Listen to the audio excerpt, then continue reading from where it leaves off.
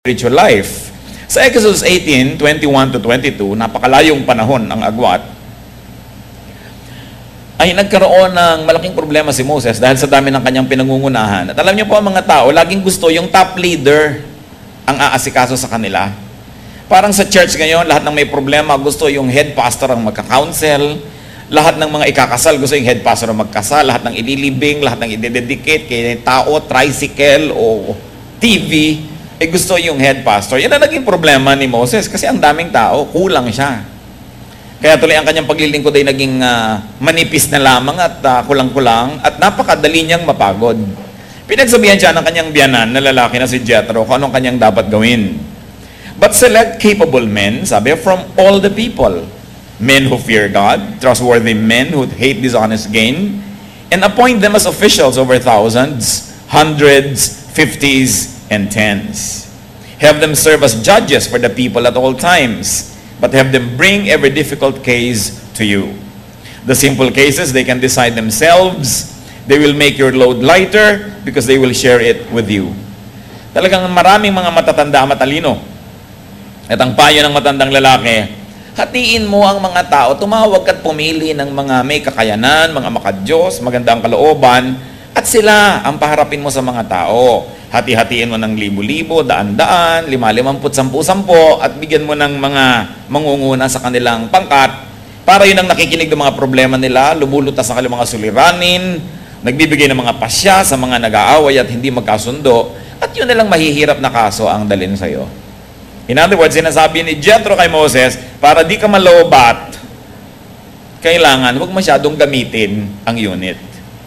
In cellphone language, do not overuse the unit. In life, do not overuse yourself. Do not overuse others. Delegate, like Jethro advised, share the load. Sa buhay po natin, kung minsan pagod na pagod ang nanay o yung tatay o kung sino man yung nagdadala ng lahat ng bigat, tapos yung iba, wala man lang responsibilidad. Yung isa o dalawang responsableng miyembro ng pamilya sa kanila na ipinapasan ang lahat ng mga suliranin, ang lahat ng mga gawain. Kaya sila ay sobrang nagagasgas, napupudpod, sobrang napapagod ang isip, ang katawan. Tapos yung mga tamad at mga batugan, laging masasaya at laging walang ginagawa. Kaya katulad din nung, don't overuse. Ang lalo ang mga tao po, bakit tayo ganun? Sapagkat may anak ka na isang masunurin, lagi na lang yun ang utusan mo. Meron kang isang anak na matino, lagi na lang yun ang dadaganan mo. At kung minsan yung pa ang aasahan mo na gumastos doon sa mga tamad na tayo magtrabaho, bakit natin ginagasgas sobra yung mga pinapakinabangan? It becomes unfair. So tulad nito sa cellphone, huwag masyadong gasgasin.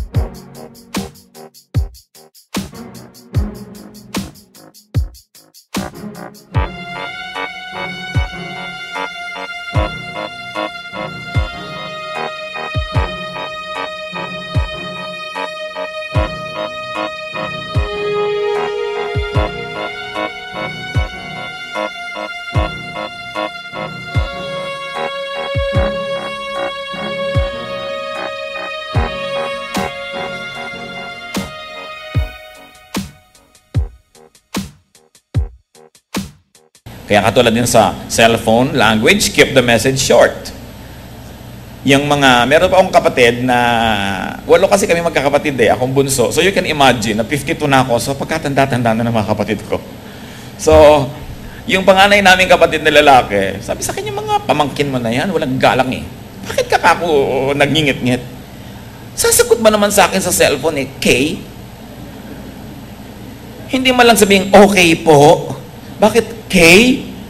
So, alam mo kasi, ang challenge ng cellphone, kung paano mo papaiksiin at paano magkakaintindihan sa pinakamaiksi. Hindi ka ako ginugusto ng mga anak mo na ikaw ay bastusin. Dapat mong appreciatein na kaya nila magsalita sa napakaiksing letra dahil ibig sabihin, konti lang magagastos nila sa ibabayad at konti lang din sa energy.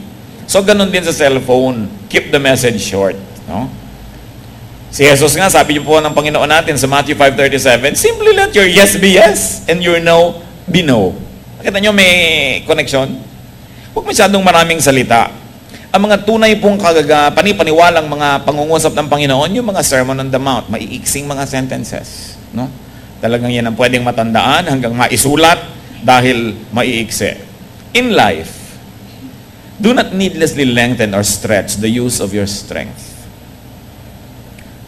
Huwag nang habaan kung pwede maiksi. Kaya mag-save sa pagtatrabaho. Alam niyo pong isa sa mga pinagtatakahan ko at madalas ikinalulungkot, napakaraming tao sa Pilipinas, lalo ang mga ginang, ubod ng daming oras na uubos sa paglalaba.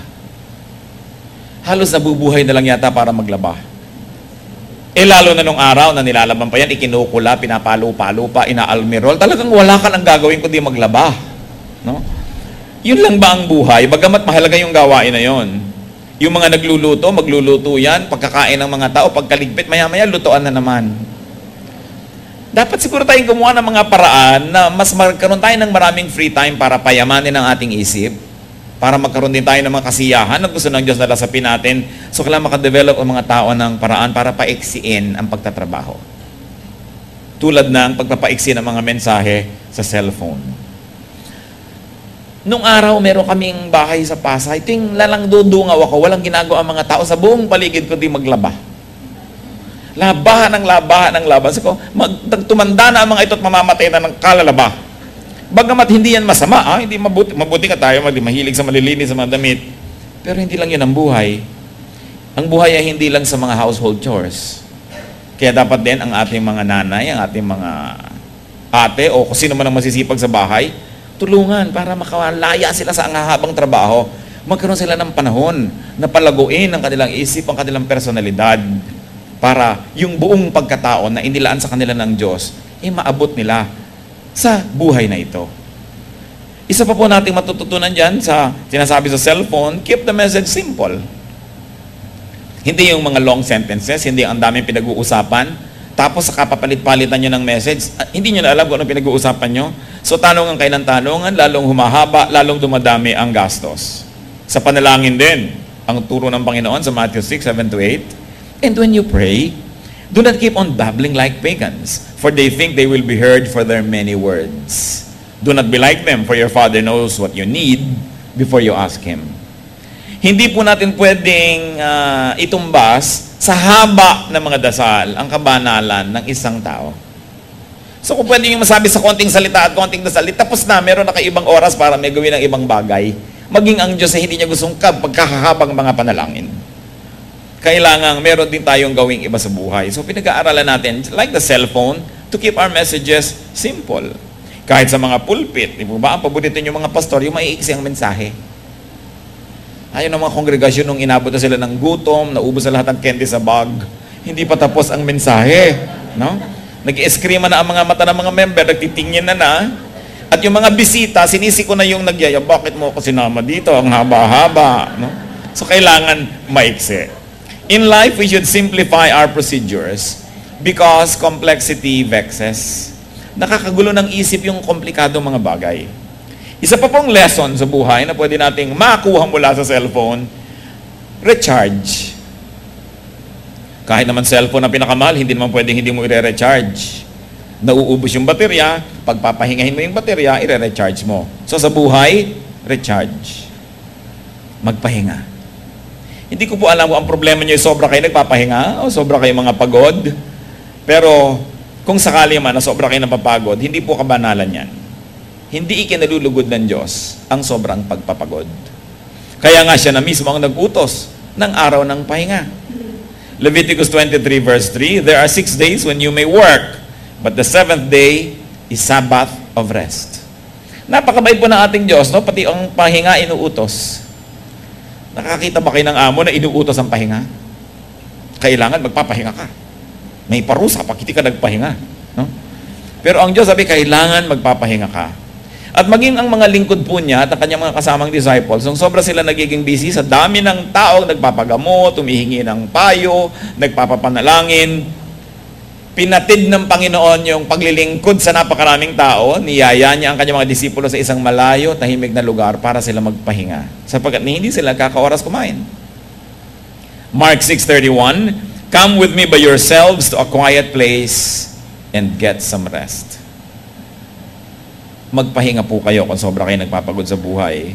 Kasi ang taong pagod, mainit ang ulo. Ang taong pagod, hindi na nakakapag-isip ng malalalim na bagay. Ang taong pagod, mahirap na rin kasama dahil miserable na rin siyang kasama. At kung sakali naman pong tayo ang dahilan kaya sobrang napapagod ang mga mahal natin sa buhay, alam natin ang dapat gawin. Kailangan na bigyan natin sila ng puwang, samahan natin sila sa kanilang mga ginagawa at nang gumaan-gaan ang mga dalahin nila sa buhay. Spiritually speaking, be refilled by God's power. Mahalaga tayo ay nare-recharge. Kung yung cellphone nare-recharge, lalo ang ating espiritu.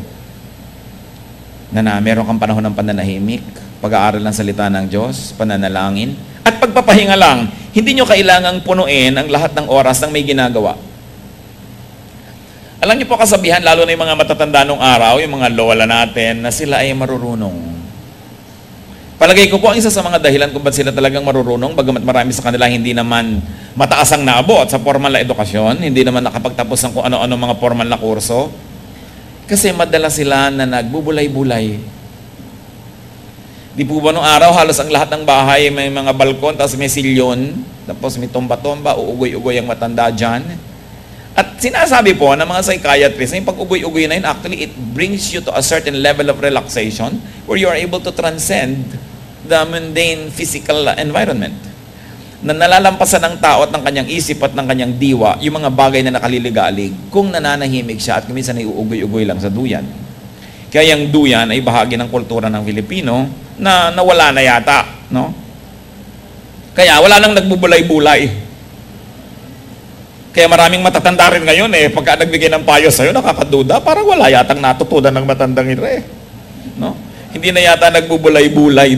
Ang isip, kamukha na rin ng mga teenager. Pero yung nagbubulay-bulay ka, nag-iisip-isip ka, ang dami po nating salita dyan, nagninilay-nilay, nagmumuni-muni. Yan ang nawala. Kasi ang tao ngayon, we fill every space with sound and with movement. No? Wala nang katahimikan, may nakasalpak pang mga speaker dito sa tenga. Kahit matutulog na lang, nandun pa yon. Wala nang oras na mag-isip-isip kasi kahit nagluluto, nakabukas ang TV. Bago matulog, magti-TV pa rin hanggang magkaantok-antok. Wala nang oras mag-isip. Wala nang oras magpahinga ang tao. Yan ay dapat po nating ibalik. We must recharge. Ephesians 5:18, be filled with the Spirit. Balik tayo sa cellphone. Stick to the minimum necessities. Tuwing meron pong nagpapayo, ano bang magandang bilhin na cellphone? Ano bang kailangan mo sa cellphone? Di ba, makatawag, makatext. Bakit naman kailangan bumili ka pa ng may bread toaster sa loob, may folding bed, no? Meron pa sa loob na refrigerator at kung ano-ano pa. Hindi mo naman talaga magagamit. Ang dami-daming nakakalitong gadgets dyan, no? Na bagay lang sa mga mayayabang na teenager. Pero kung ikaw isang taong nag-iisip, hindi mo naman magagamit sa buhay mo lahat yung gadget na yan, ba't mo babayaran? Pampaubos ng power, pampalaki ng halaga, at lalong nagiging kaakit-akit sa mga snatcher ang inyong cellphone. Kung ang cellphone nyo ba, nagte-text lang at natatawagan, mabuti kung may magdasang snatchin yan. Hindi. Alam niyo daw po ang ganda ng cellphone, no? Kapantay nung kawalan ng kita ng tao. Yung mga walang hanap buhay, yun ang kahihilig sa magagandang cellphone. No? Yung mga hindi pa kumikita, yun ang mahilig sa mga sobrang maarting mga gadget. Kasi nga, sobra tayong nakakain ng materialism. Nadadala ng advertisement, naaanod ang ating isip ng mga pag-iisip na ipinaiiral ng mga nag-a-advertise para lang bilhin natin ang bilhin ng kanilang mga produkto. Yun pong telepono, tulad na lang yan. Siguro mga 40 taon yung telepono, ganoon ang itsura. Pero nung pumasok yung cellphone na yan, linggo-linggo may bago. Hindi ka natitigil bumili ng bago. Ikasanla mo na ang kaluluwa mo para makabili ka ng bago. Ipapahamak mo na ang buhay mo para laging meron kang bago. So, sa cellphone language, stick to the minimum. Choose features and gadgets that will really be useful. Because those that are not used, that you pay for, will only be wasted. Sa Bible, meron din po ganyang principle. Joshua 7, 2-3. Pupunta sila sa digmaan. Now Joshua sent men from Jericho to Ai, which is near Beth-aven, to the east of Bethel, and told them, "Go up and spy out the region." So the men went up and spied out Ai. When they returned to Joshua, they said, "Not all the people will have to go up against Ai. Send 2,000 or 3,000 men to take it, and do not weary all the people, for only a few men are there." Pupunta po sila sa digmaan, nagpadala ng mga espiya itong kanilang pinuno. At nung bumalik ang mga nagmanman doon sa lugar na yun, sabi, "Naku, hindi na natin kailangan ipadala ang buong army natin. Kaya na ng ilang libo lang na mga kawal. So huwag na natin gamitin ang lahat." So ano po ang leksyon doon? Yung hindi mo naman gagamitin, huwag mo nang isama. May mga tao po na kuba na lumiko na yung mga spinal column kasi dala lahat sa bag. Kahit hindi naman nila magagamit sa maghapon na yun. No? Ang dami-dami nilang dala kahit sa buhay, ang dami-dami nilang dinadala na hindi naman dapat dalhin. Kaya sabi rin ng Panginoon sa Matthew, sabi, "Don't worry about tomorrow. Tomorrow will worry about itself. Let the day's own trouble be sufficient for the day." So ganun din yung dala-dala natin. Kaya nga pati panalangin, sabi, "Give us this day our daily bread." Ibigay mo po sa amin yung kakanin namin sa araw na ito. Huwag mong problemahin yung bukas kasi yung Diyos nandun pa rin bukas. Marami pong mga tao, kaya sila hindi nagkakaroon ng katahimikan sa buhay. Yung resources na ibinibigay sa kanila ng Diyos ngayon, pinipilit nilang hatiin para sa kanilang pangangailangan ngayon at para bukas. Sabi ng Panginoon, binigay ko yan sa'yo ngayon, ubusin mo lahat ngayon. Yung bukas, may bukas pa uli yun. Basta willing ka uli magtrabaho, willing ka uling kumilos. Of course, hindi naman literal yun. Maganda rin mga may savings ka konti. Ang pinag-uusapan lang, huwag mong sobrang pag-isipan yung konting need mo, ang dami-dami mong ina-allocate na resources. Ang dami-dami mong dinadala. Sabi, simplify. Sa buhay natin, have only what it takes to accomplish the work. Be efficient. Bakit nga po ba halimbawa, marami mga opisina na lulugi, ang dami-daming empleyado na wala namang ginagawa. Yung isa taga-tatak ng ganito, yung isa taga-staple sa banda doon. Bakit kailangan 5 empleyado to kaya naman gawin ng 2? Then sweldohan mo yung 2 ng mas malaki-laki. Kaya nakita po natin yung principle sa Bible, huwag nang dalhin ang buong hukbo. Konti na lang kasi kaya na ng konti. Most of the time we overkill eh. Hindi naman kailangan ganun karami. Ganun ang ating ginagawa. So in life, travel light. Have an effective team. If you have work to do, an effective team. And define what is really needed from what is wanted. Magkaiba po yung gusto sa kailangan.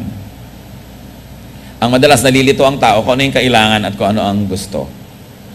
Hindi dapat ang tao nagkakaroon ng discontentment kung alam lang niya na magkaiba ang kailangan sa gusto. Luke 10:41-42.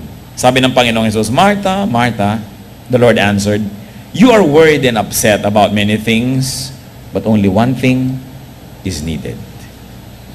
Nag-aalala po itong si Martha na hindi masyadong maging maganda ang kanilang handa, hindi masyadong maging maayos ang pagtanggap sa bisita. So yung kapatid niyang babae na si Maria na nakikinig sa paanan ng Panginoon ng mga mahalagang katuruan, ay pinipilit niyang kalad ka rin sa kusina para makasama niya sa paghahanda ng pagkain. At sinabi ng Panginoon, bagamat maganda yan, paghahanda na yan, pero hindi naman yan ang kailangan talaga ng tao. So simplihan mo na lang yan para hindi lang yung kapatid mo si Maria, ikaw man ay makapakinig ng salita ng Diyos. Kumisan sa atin din sa church, hindi ko alam sa inyo, inyong mga kasaysayan, pero yung mga anniversary ng church, pagod ang lahat.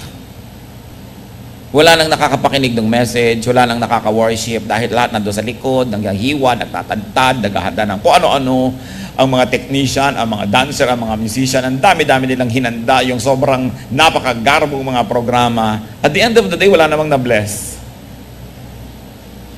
Napagod lang, nag-away pa iba, nagkatampuhan, na wala ang kutsara ni ganitong sister, so ayaw na niya magpahiram uli. Takot-takot na gulo, dahil ginagawa nilang elaborate. Sabi ni Lord, simplihan mo na lang yan para may oras ka pa na manahimik, makinig, mag-aral. Huwag mong guluhin ang iyong buhay. Inaasahan ko po mga kapatid, na habang ito'y ating mga binabanggit dito, ay umaandar ang inyong imahinasyon at nai-apply nyo sa inyong buhay ang pinag-uusapan natin. Kasi hindi ko kayang i-apply yan para sa inyo. Gusto ko lamang nabigyan kayo ng mga suggestion na isipin natin ito. Maraming bagay ang hindi kailangan. Nung minsan, mayroong isang nagkukwento, may kumakatok sa kanilang tarangkahan na kamag-anak na di nila nakikita ng ubod ng tagal. Napakatagal. Pag ang kamag-anak nyo dumating sa inyong tarangkahan, matagal nyo hindi nakikita, sa palagay nyo dahil love kayo? Dahil miss kayo? Mangungutang yon. Kaya kayo natunton. Wala nang iba. Alam nga namang love na kayo. No? Madaling araw, nandun na, kumakatok dahil miss kita. Kaya mga kamag-anak, nakakatakot pag bilang sumusulpot sa harap ng bahay mo. Yun nga, magpapakasal. Nangungutang ng napakalaking halaga. Yung inuutangan pa naman niya, hindi naman nakasal sa simbahan yung mag-asawa na yon dahil nga nagtipid nung silang ikakasal. Nagpakasal na lang sa ilalim ng hagdan ng City Hall. Hinila yung dumadaan, naging witness para makasal.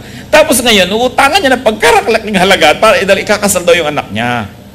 Nakita nyo, wala ka palang pampakasal ng malaki, di huwag mo lakihan. Mahirap ba yun? Yung iba nagkakautang-utang, magdedebo ang anak. Gusto pa may malaking hagdan na papanaugan, kahit yung bahay nila ang liit. So, dudugtungan ng hagdan para mukhang prinsesa habang nananaog, etc., etc. When people live within their means, life will be a lot simpler. Hindi tayo mapupuno ng mga discontentment kung tinatanggap natin itong kalagayan natin ngayon. Hindi yan. Simple. Hindi yung masyadong malaki ang ginagawang simula tapos hindi maituloy. Papapasukin ang anak sa pagkamahal-mahal na school tapos hindi naman maitutuloy. Hirap na hirap. Kung ano yung katotohanan, tanggapin para gumaan-gaan ang buhay. Sabi ni Lord kay Martha, many things are not needful. At sabi sa Hebrews 12:1, let us throw off everything that hinders. Even at this point, mga kapatid, ano ang nagpapabigat sa buhay nyo na kung bibitawan nyo lang naman, gagaan kayo? Pero ang bigat-bigat, dahil pinipilit nyong kayanin yung hindi kaya. Pinipilit nyong sakbalin yung hindi kayang kagatin. Nahihirapan, napipilitan. Yan pa lang, ang pagpasyahan yung bibitawan ko na nga yung hindi ko kaya, sulit na nagkita-kita tayo ngayon. Gagaan ang buhay nyo. Yung hindi kaya, huwag kayanin. Baka bukas, sa makalawa, makaya, dun gawin. But do not overstretch your resources kung hindi kaya ng load. At tulad sa cellphone, learn new things. Learn new technologies. Tulad ng kapatid kong naiinis, Kay, hindi na siya naiinis ngayon. May natutunan. Kahit siya ay may edad na. Mga lola, mga nanay, mga lolo, mga tatay at kung sino-sino pa, kung di kayo marunong mag-text, mag-aral kayo. Tapos pa-text kayo ng pa-text kung kani-kanino. Diba? Buhay pa naman kayo, diba? So, pwede pa kayo mag-text. May mga nanay hindi marunong magbukas ng TV. Hindi marunong magbukas ng radyo. Ay, bukas ng mga radyo. Kaya pag wala magbubukas, hindi siya makapanood. Wala pa naman kayo sa kabaong. Pwede pang lumakad ang kamay nyo, buksan yung TV. Huwag kayong magsabing matanda na ako. Kung umiinom pa kayo ng tubig, kumakain pa kayo ng kanin, hindi pa kayo matanda. Dapat matuto pa tayo. Kasi alangan namang lagi nilang kayo aasa sa iba. Tapos pagka wala yung iba, hindi kayo makapanood, wala kayong magawa.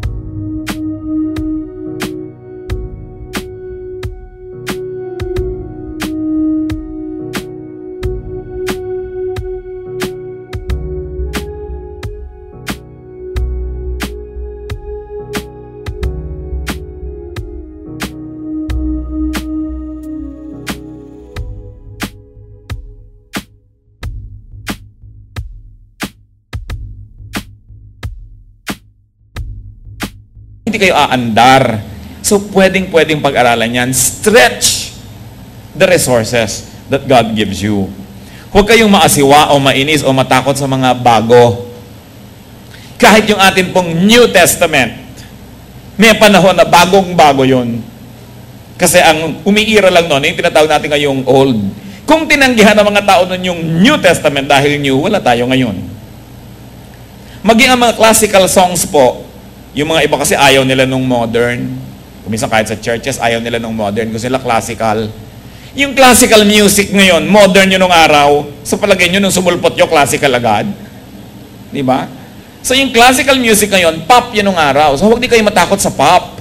No? Ina-encourage ko nga ating mga nanay, mag-R&B music pa rin kayo at mga kung ano-ano. Hindi yun na lang parang punebring, hindi pa naman kayo nililibing.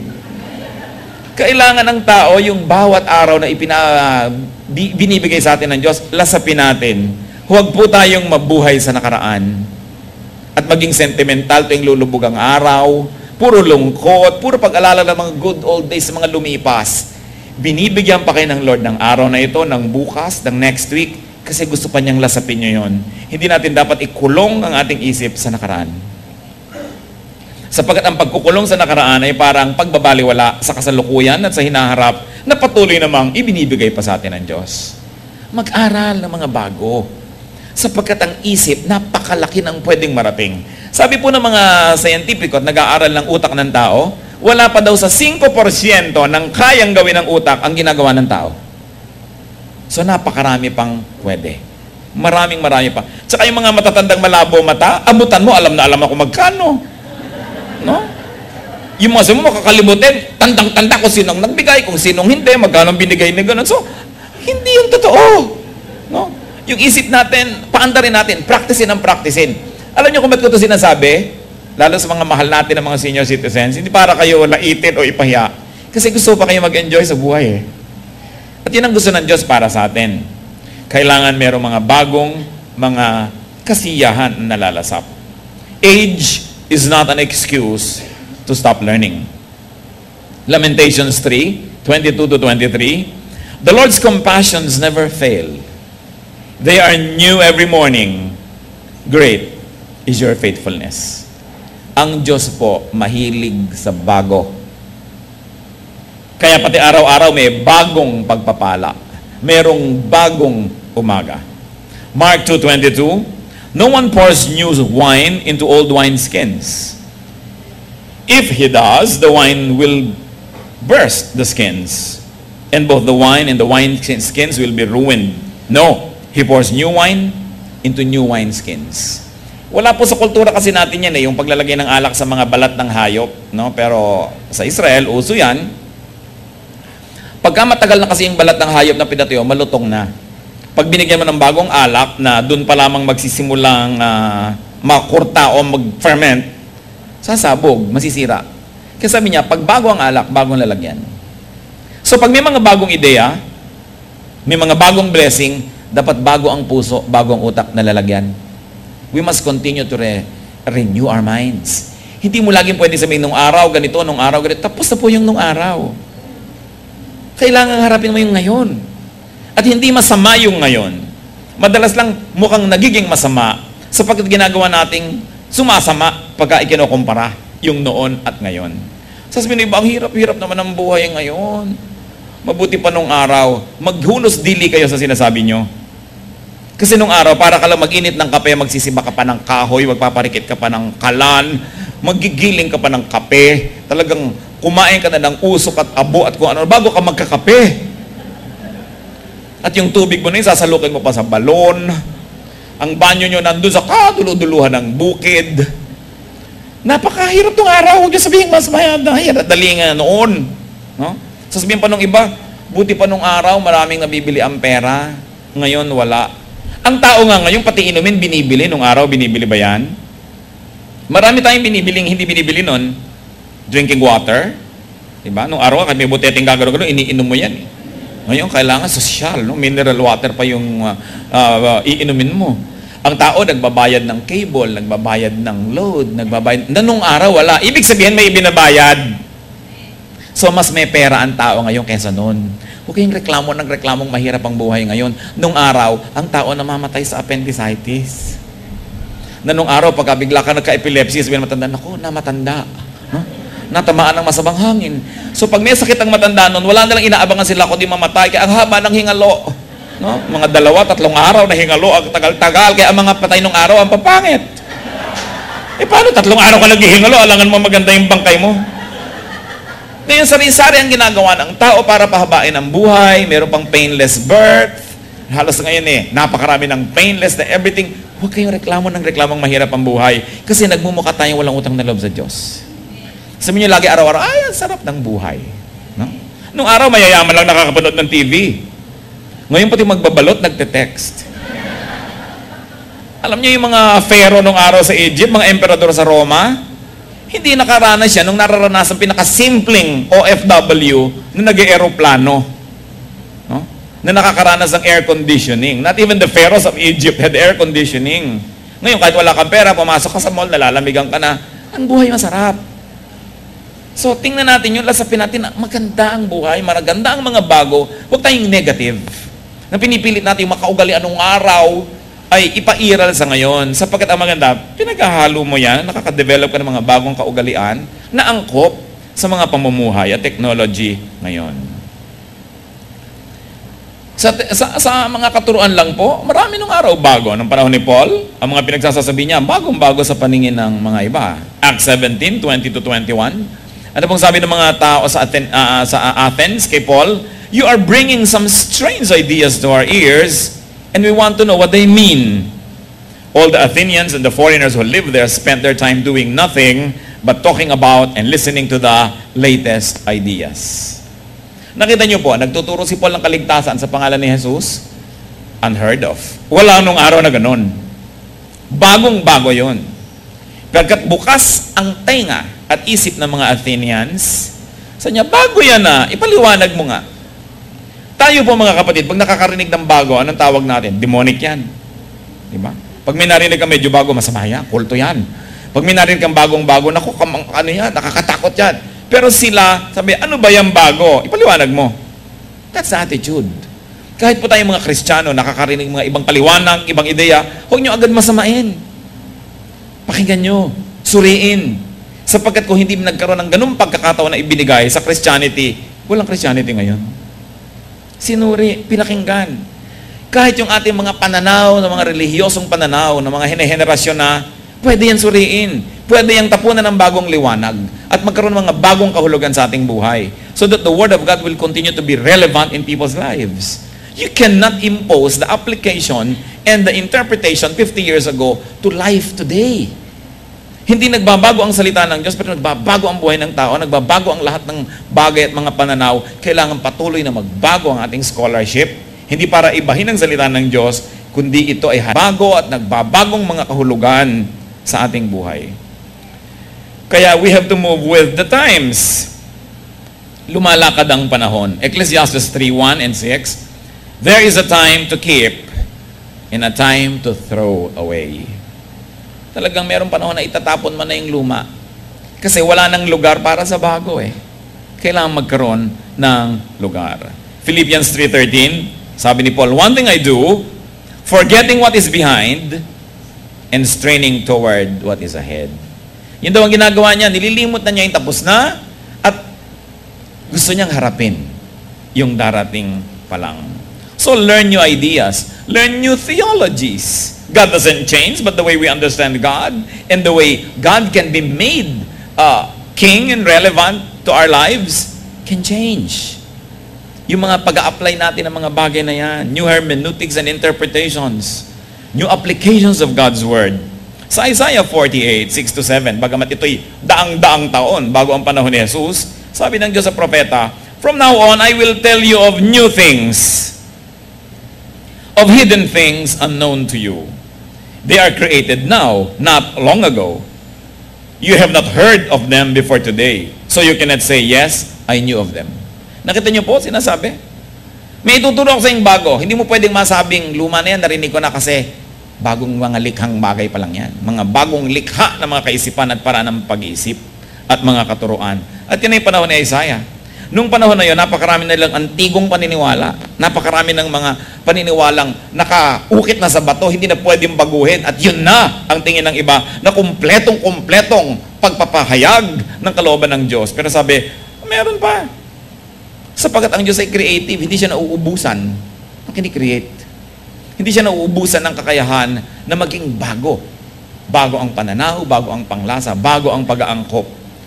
Kaya sa buhay po, laging may papalanta, kumbaga sa halaman, kumbaga sa uso, merong asak na, pawala, papaalis na. Meron namang halaman na malabay siya, katanghali ang tapat ng buhay. Sa fashion naman siya usong-uso, siya ang umiiral. Pero lagi po kung may papawala at paalis, may umiiral, meron ding bagong sumisibol at may bagong paparating. Lahat yan ay bahagi ng buhay at ng walang katapusang pagbabago. Renewal of life. So saan lang tayo pipili? Doon ba kayo sasama sa papawala na? O doon sa umuusbong? Are you a person of the past, of the present, or of the future? Even the revelation of God keeps progressing to people. Lugi ang nagsasara ng isip. Lugi ang nagkakahon sa isip nila, lalo sa mga bagay na may kinalaman sa Diyos. Yung nagsasabing wala ng bagong revelation ng Diyos. Yung nagko-quote sa Revelations 22:18 na wala nang pwede magdagdag. Ang pinag-uusapan po doon yung book ng Revelation. Whoever adds anything to the prophecy of this book